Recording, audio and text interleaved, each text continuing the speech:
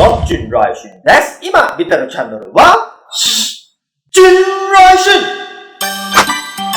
この番組はご覧のスポンサーの提供でお送りします。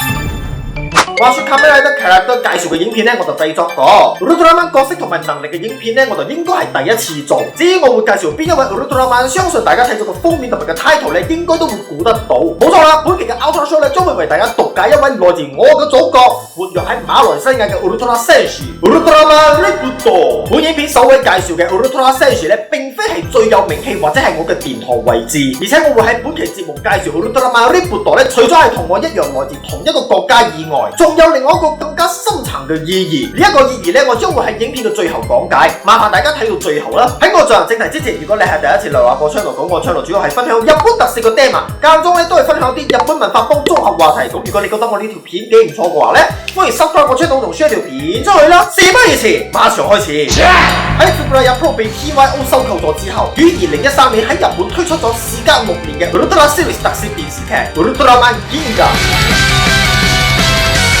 同時新一代嘅原谷公司嘅內部高層開始計劃將 Ultraman 呢一個 IP 再一次帶到全世界，於是咧就開始喺亞洲物色一啲能夠一齊合作嘅媒體公司，以啟動 Ultraman 嘅海外計劃。不過基於原谷公司同埋泰國商人 Somebody Sunday 同埋 UMC 之間嘅摩擦，從而打咗成20年嘅官司，因此泰國同埋中國大陸咧就冇俾原谷公司列為 Ultraman 海外計劃嘅合作名單中。關於 Ultraman 嘅版權糾紛咧，我之前有製作過呢一條影片，有興趣嘅朋友咧可以事後補翻。最後原谷公司咧就睇中咗製作國民動畫 Upindan 呢邊嘅馬來西亞公司 Let's Coppercube Production， 並向佢哋提出合作計劃，希望將海外 Ultraman 放喺 Upindan 呢邊嘅 series 中，打造首部 3D 動畫嘅特攝連續劇。畢竟 Upindan 呢邊呢一部作為教育性質嘅 3D 動畫喺馬來市場咧係一個絕對高人氣嘅商業品牌，加上喺東南亞嘅市場中，馬來西亞嘅 Ultra Fan 咧係佔咗成個東南亞相當高嘅巴仙數，獲得好多馬來 fans 嘅喜愛，亦當作係進入東南亞市場嘅第一炮。不過呢個計劃被 Let's Coppercube Production 嘅總裁咧拒絕咗，因為佢哋考慮到如果要將 Ultraman 插播喺 Upindan 呢邊嘅 series 中，成為每一個禮拜嘅特攝動畫連續劇，無論喺製作上抑或係人手上邊咧，都需要龐大嘅資金同埋資源去支撐住成個製作過程。簡單嚟講，唔係每一間公司咧都好似 Tsuburaya Production 咁樣願意掉一嚿錢咧去製作一部可能冇辦法翻本嘅 Ultraman 作品。That's why Let's Coppercube Production 咧會有咁樣嘅舉動咧，嗱係人之常情。經過原谷公司同埋 Let's Coppercube多次商討，最終雙方咧就達成咗協議。Ultraman Riputo 將會喺 Upindan 呢邊 series 中客串過幾集，而 Upindan 呢邊嘅官方活動啦、發佈會啦、Carnival 等 Riputo 咧都會登場同現場嘅鬥技互動同埋合作咧，作為雙方合作嘅協議。因此 Ultraman Riputo 咧於2014年第8季嘅 Upindan 呢邊出現喺大家嘅面前。其實呢一位 Ultra 戦士嘅原名咧唔係 Ultraman Riputo， 最初 Tsuburaya Production 向 Let's Coppercube Production 提出呢一位新設計嘅 Ultraman 嘅時候咧，係叫做 Ultraman Storm， 亦即係 Ultraman Storm。呢一個咧就意味住 Ultraman 新嘅風暴再次出現，吹向日本以外嘅海外市場。但基於 Let's Coppercube Production 嘅團隊認為，由於 Upindan 呢邊嘅市場主要係以馬拉鬥技為主，如果 Ultraman 嘅名咧能夠以馬拉文嚟命名，一嚟咧就可以貼切馬拉市場，令到啲鬥技咧更加熱血沸騰；二嚟又能夠喺 Ultraman 嘅名中保持住馬來西亞嘅味道，俾 Ultra Fan 知道呢個咧就係活躍喺馬來西亞嘅 Ultraman。因此咧就向 Tsuburaya Production 提出希望能夠將 Storm 呢一個英文名轉為馬來文嘅 Reboot， 無論係 Reboot 或者係 Storm 都帶有暴風嘅意思。日文咧就寫作為 Arashi， 最終咧就成為咗 Ultraman Riputo 呢一個名稱啦。所以話 Ultraman Storm 呢一位 Ultraman 咧就成為咗日本嘅都市傳說。因為 Tsuburaya Production 喺 Riputo 仲未博取嘅時候咧，曾經喺一啲訪談上面提過有咁樣嘅一位 Ultraman， 而當時指嘅咧就係 Ultraman Storm。後期 Riputo 嘅畫風出世之後 ，Tsuburaya Production 咧並冇將佢引入日本市場。畢竟 Upindan 呢邊咧係一個相當本土化嘅 3D 動畫，絕對唔適合喺日本電視台上邊播放。呢個亦都意味住 Riputo 嘅活躍咧，只有喺馬來西亞同埋印尼嘅觀眾或者係超級 Ultra Fans 先會得知呢一位 Ultraman 嘅存在。但係對毫不知情嘅日本觀眾嚟講，無論係 Storm 抑或係 Riputo 咧，都成為咗圈中嘅都市傳說。直到2016年，亦即係 Ultraman 50周年嘅活動上面 ，Tsuburaya Production 咧首次公開咗 Riputo 嘅存在，呢一個謠傳咧先告一段落。根據 Tsuburaya Production 嘅 Ultraman 海外發展計劃，凡係活躍喺日本以外嘅 Ultraman 其造型，將會以首位誕生出嚟嘅 Ultraman Shodai Ultraman 為基礎藍本去 design， 目的咧就係要加強海外觀眾對 Ultraman 嘅印象。關於海外 Ultraman 嘅造型咧，我之前喺呢條影片咧有提及到，有興趣嘅朋友咧可以事後補翻。因此 Rippudo 嘅造型咧，自自然然就會跟住 Shodai Ultraman 嘅藍圖加以設計同調整。但係劇組咧就希望呢一位21世紀嘅海外 Ultraman 既保持住原有嘅造型，同時添加咗現代嘅時髦。喺 Rippudo 嘅四肢咧都帶有水晶嘅 design， 就睇得出劇組喺佢嘅造型中添加咗當時正在連載緊嘅 Ultraman Ginga 嘅部分設計。Rippudo 嘅造型咧雖然咧就回歸咗最初 Ultraman 中嘅簡潔，睇起嚟咧都相當樸素。不過呢一個咧就反而令為佢成為咗一個亮點。有唔少嘅 Ultra fans 呢個咁樣覺得 Rippudo 嘅造型咧非常好睇，非常復古，非常簡潔，非常型仔。其實 Rippudo 嘅角色造型如果係擺喺超和時代嘅 Ultraman series 中，或者佢只不過係一個相當普通嘅 Ultraman。自從踏入平成時期嘅 Ultraman 造型咧就越嚟越花俏，而且幾乎每一位平成時期嘅 Ultraman 咧都會有超過一種以上嘅形態。我講嘅係幾乎每一位。正因為咁嘅樣，反而 Rippudo 嘅經典造型同新一代嘅 Ultraman 形成咗一個對比。某方面嚟講，呢一種天壤之別嘅設計咧，反而令到 Rippudo 喺 Heisei Ultraman 系列中成為咗焦點。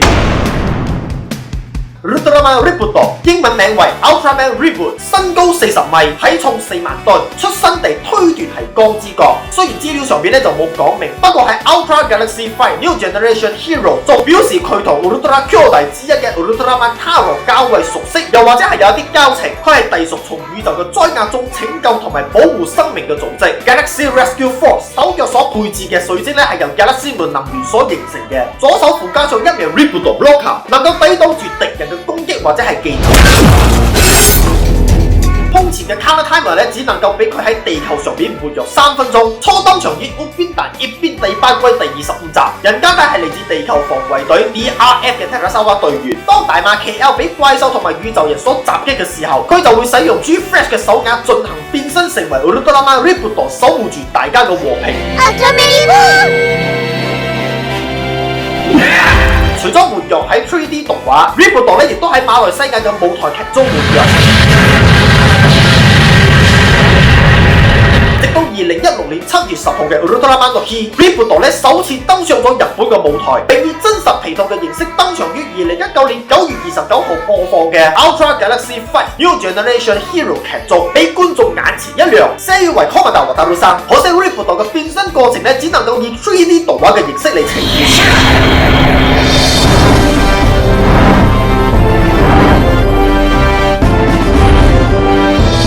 真心希望喺未來嘅日子入邊能夠見到真人版嘅 Rippudo 從光之漩渦飛出嚟嘅畫面。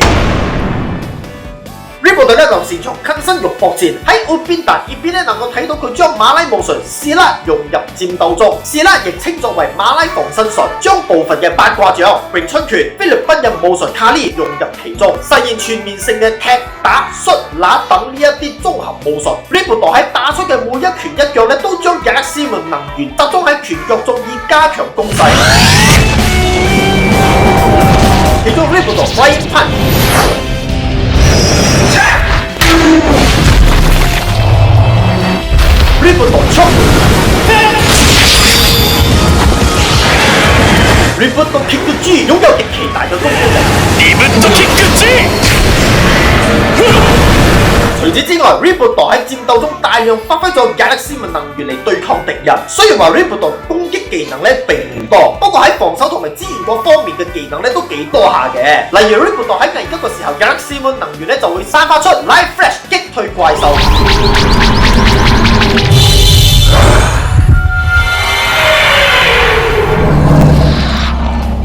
發射 Strong Net 嚟限制敵人嘅行動。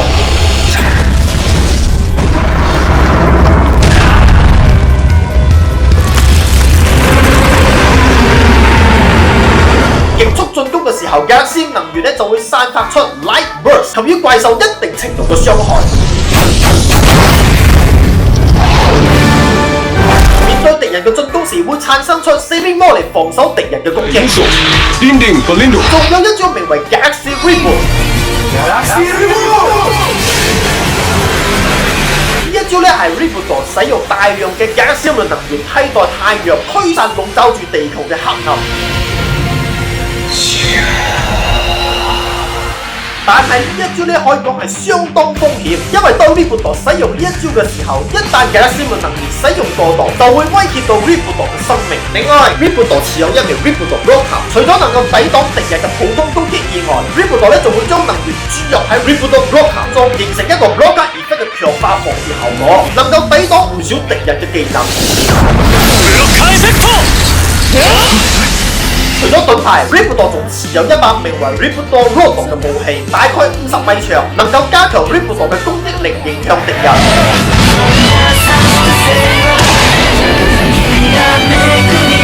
可惜呢一把武器咧，只出現喺卡尼瓦屋邊達呢邊嘅舞台劇中，因此咧冇太多關於呢一把嘅武器嘅性能同埋介紹。最後嚟傾下 Ripple 嘅必殺技 ，Ripple 嘅必殺技咧就有兩個，先介紹第一個 Remote Kata， 係將雙手聚集能量之後發射出多發光輪切裂對方嘅一個招式。雖然唔算係正統嘅必殺技，不過Ripple發動呢一招嘅機率咧都算係幾高嘅。喺 Ultra Galaxy Fight New Generation Hero 中仲使出咗呢一招，做低咗兩頭 Laser Kick。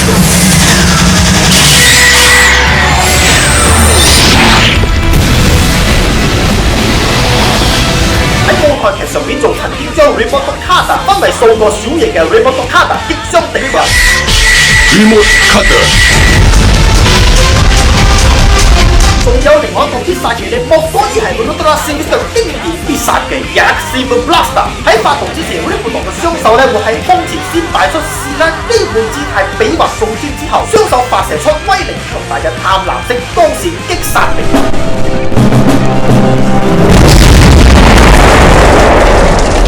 亦都試過將 Galaxy 能源咧集中喺右手，然之後一口氣發射出必殺光線，做低敵人。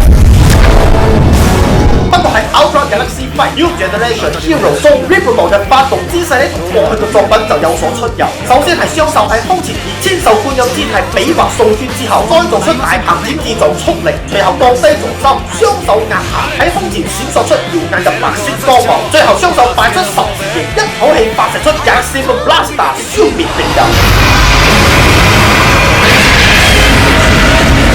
較為可惜嘅係 Ultra Galaxy Fight New Generation Hero 中 Ripple 無論係武打場面，抑或係發射必殺技嘅時候，劇組咧都大大減低咗史拉呢一個元素，呢一點咧的確係有啲遺憾啦。Anyway Ripple 咧依然向廣大嘅觀眾展示咗佢嘅型，作為馬來西亞嘅 Ultra fan 咧，其實都幾光榮嘅。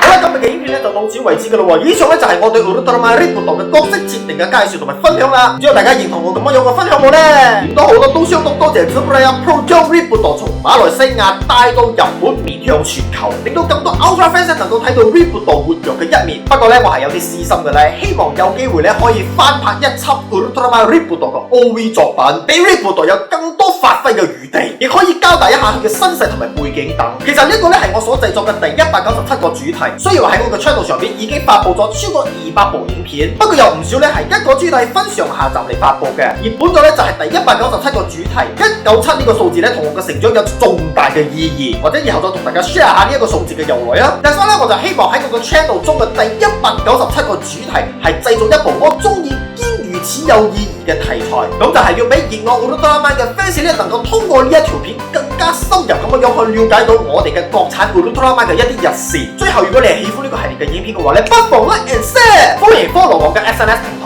仲有唔好忘記 subscribe 我嘅 channel， 再撳下隔離嗰個啷啷。最重要嘅就係揀全部而非不定期嘅選項，咁樣有你哋先會成為第一批收到封我觀眾啊嘛。所以這樣，拜拜。